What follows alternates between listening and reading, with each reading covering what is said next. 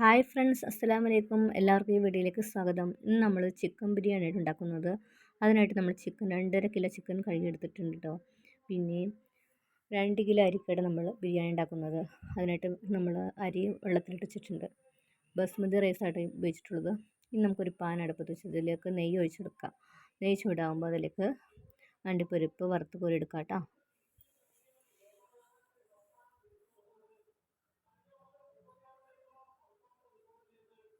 എന്താണ് എല്ലാവർക്കും വിശേഷം? എല്ലാവർക്കും സുഖമാണോ? എനിക്കൂടെ സുഖം തന്നെ കേട്ടോ. ഇനി നമുക്ക് മുന്തിരി വറുത്ത് കോരി എടുക്കാം. അതൊക്കെ ആദ്യം തന്നെ നമ്മൾ കോരി എടുത്ത് വയ്ക്കുവാണെങ്കിൽ നമുക്ക് എളുപ്പമുണ്ട് കേട്ടോ.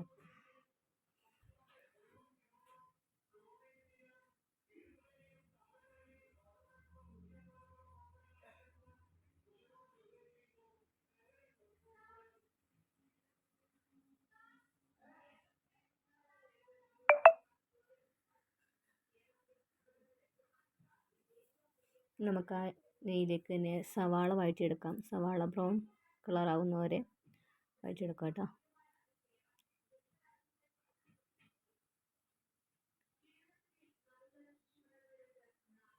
ബിരിയാണിക്ക് ലാസ്റ്റ് ഡെക്കറേറ്റ് ചെയ്യാൻ വേണ്ടിയിട്ട് നമ്മളിതൊക്കെ സവാള വഴറ്റിയെടുക്കുന്നത്.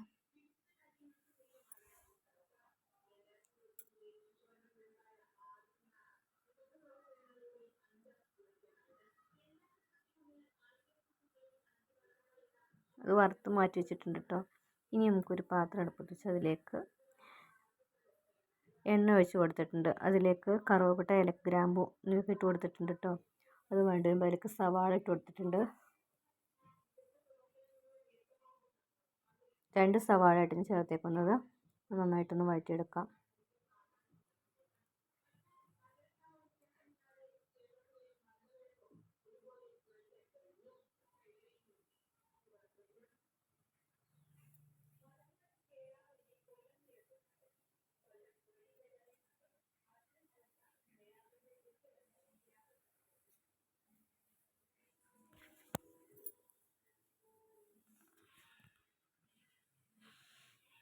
അതിലേക്ക് ഇഞ്ചി വെളുത്തുള്ളി പേസ്റ്റ് ചേർത്ത് കൊടുക്കുന്നുണ്ട്.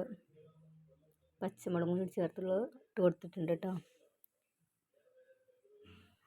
നമ്മുടെ സവാളക്കൂട്ടൊക്കെ വഴണ്ടുവന്നിട്ടുണ്ട്. അതിലേക്ക് നമ്മൾ തക്കാളി ചേർത്ത് കൊടുക്കുന്നുണ്ട്. 2 തക്കാളിയായിട്ട് ഞാനിവിടെ ചേർത്തേക്കുന്നത്. നന്നായിട്ട് മിക്സ് ചെയ്തെടുക്കാം.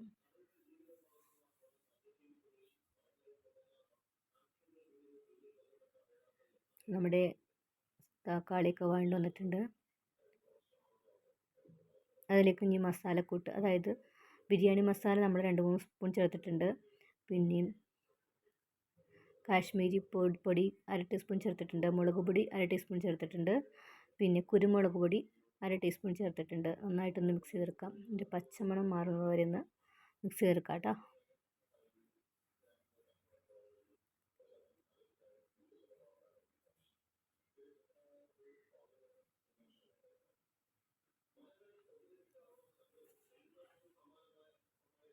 ഇനി അതിലേക്ക് നമ്മൾ കഴുകി മാറ്റി വെച്ചേക്കുന്ന ചിക്കൻ ഇട്ട് കൊടുക്കാം. നന്നായിട്ടൊന്ന് മിക്സ് ചെയ്തെടുക്കണം. ഉപ്പ് സവാള വഴറ്റിയപ്പോൾ ഞാൻ ഉപ്പിട്ടിട്ടുണ്ട് കേട്ടോ. അത് ഞാൻ കാണിക്കാൻ വിട്ട് പോയിട്ടുണ്ട്.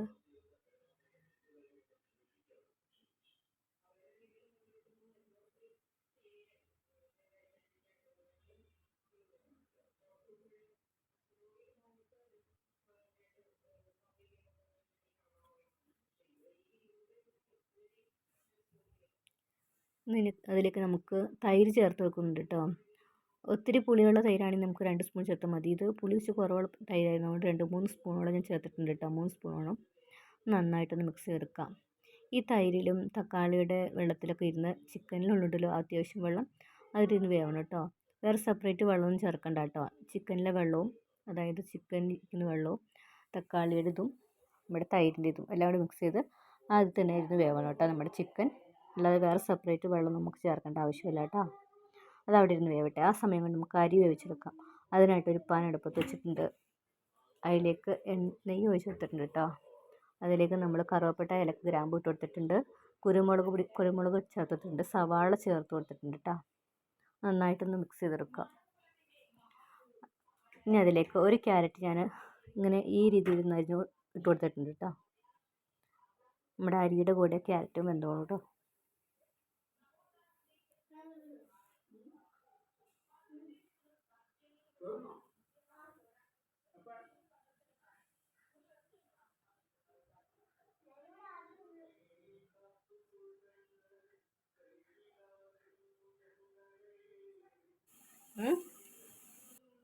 ഇതിലേക്ക് ആവശ്യത്തിനുള്ള വെള്ളം ചേർത്ത് കൊടുക്കണം. ഞാനിപ്പോൾ 2 കിലോ അരിക്ക് 3 ലിറ്ററോളം വെള്ളം ചേർത്ത് കൊടുത്തിട്ടുണ്ട് കേട്ടോ.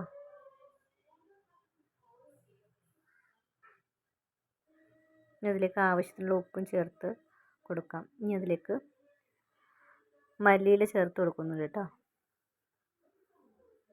നന്നായിട്ടൊന്ന് മിക്സ് ചെയ്തെടുക്കാം അരി.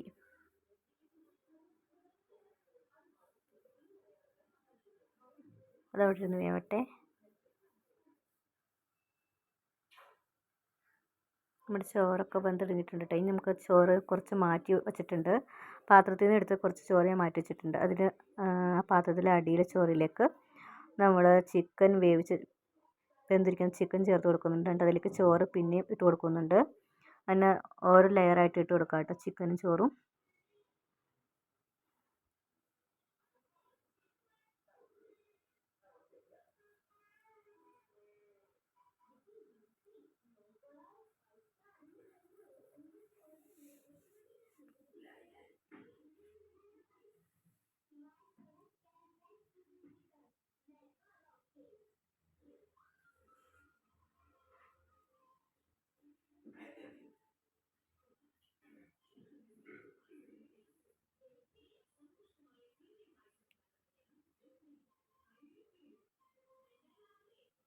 അങ്ങനെ നമ്മൾ ഫുൾ ചോറും ഇട്ട് കൊടുത്തിട്ടുണ്ട് കേട്ടോ.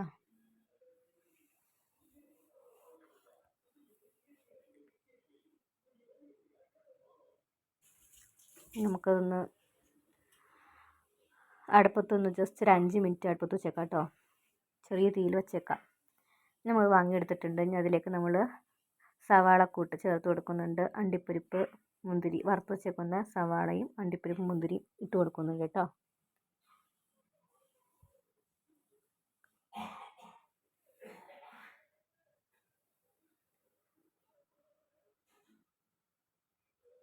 ഇനി അതിലേക്ക്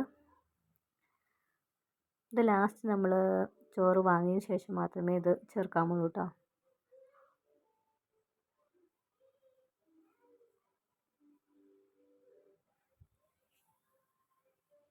ഒരു സ്പൂണോളം നെയ്യ് ചേർത്ത് കൊടുക്കുന്നുണ്ട് ലാസ്റ്റ് കേട്ടോ. ഇപ്പോൾ ചോറിൽ നമ്മുടെ ചൂടുണ്ട്.